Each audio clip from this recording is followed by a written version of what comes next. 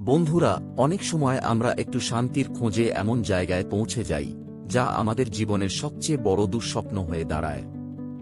আজ inspiring and scene এ শুনুন বিশ্বখ্যাত লেখক ব্র্যাম স্টোকারের এক হাড় কাঁপানো গল্প। এক মেধাবী ছাত্র, তার অঙ্কের পরীক্ষা আর একটি অভিশপ্ত বাড়ি যেখানে দেওয়ালের আড়ালে লুকিয়ে আছে এক ভয়ঙ্কর রহস্য। ম্যালকমের বার্ষিক পরীক্ষার আর মাত্র কয়েকদিন বাকি ছিল। সে ভাবল এমন কোনো জায়গা খুঁজে বের করা দরকার যেখানে সে শান্তিতে পড়াশোনা করতে পারে। লন্ডনের মতো শহরে, যেখানে দিনরাত ট্রাফিকের প্রচণ্ড শোরগোল আর জীবনের কোলাহল লেগেই থাকে, সেখানে একজন ছাত্রের পক্ষে নিরিবিলি পরিবেশে সিরিয়াসলি পড়ার কোনো উপায় ছিল না। তার মাথায় আশেপাশের অনেক জায়গার কথা এল যেখানে সে নির্জনতা পেতে পারে। বিরক্ত হয়ে সে শেষ পর্যন্ত রেলওয়ে টাইম টেবিলটা হাতে নিল এবং চোখ বন্ধ করে একটা জায়গায় আঙুল রাখল। তার আঙুল গিয়ে পড়ল বেন চার্চ নামের এক দূরবর্তী গ্রামের ওপর। ম্যালকম সেখানে আগে কখনো যায়নি।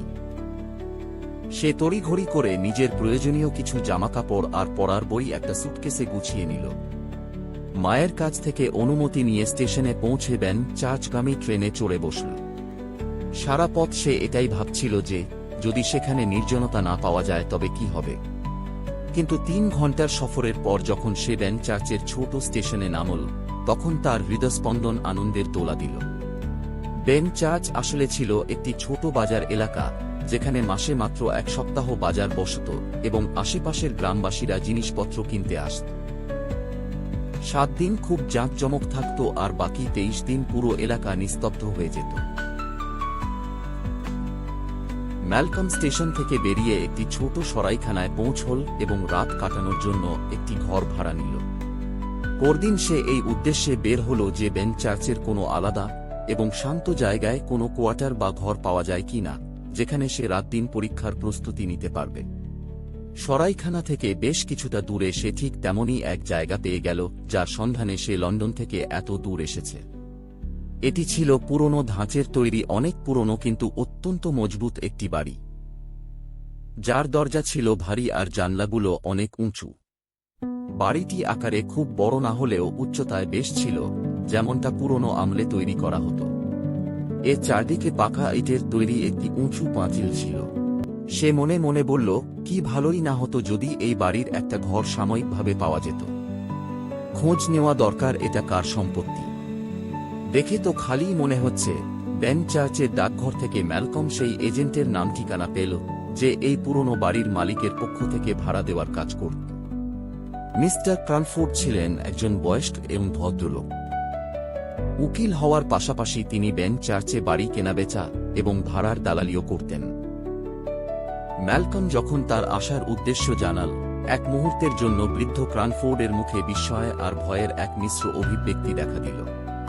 কিন্তু পরক্ষণেই তিনি হাসি মুখে ম্যালকমকে বসার জন্য চেয়ার এগিয়ে দিলেন এবং বললেন, আমি অত্যন্ত খুশি হব যদি আপনি এই বাড়িতে কয়েকদিন থাকেন। তারপর তিনি গম্ভীর গলায় বললেন, আমি আপনার কাছে কিছু লুকাতে চাই না। বাড়ির মালিকের পক্ষ থেকে আমাকে অনুমতি দেওয়া হয়েছে যে 1 বছরের জন্য যে কেউ এই বাড়িতে থাকতে চায় তাকে যেন বিনা ভাড়ায় থাকতে দেওয়া হয়। মালিক চান এই বাড়িটি আবার আবাদ হোক, কারণ দীর্ঘদিন খালি থাকায় এই বাড়ি সম্পর্কে নানারকম অদ্ভুত এবং ভয়ঙ্কর গল্প রটে গেছে। আর এই গল্পগুলোকে ভুল প্রমাণ করার একমাত্র উপায় হল আপনার মতো একজন ছাত্র যে শান্ত জায়গায় পড়তে চায়, সে যদি এখানে এসে থাকে। সে মনে মনে বলল, কি ভালোই না হতো যদি এই বাড়ির একটা ঘর সাময়িকভাবে পাওয়া যেত।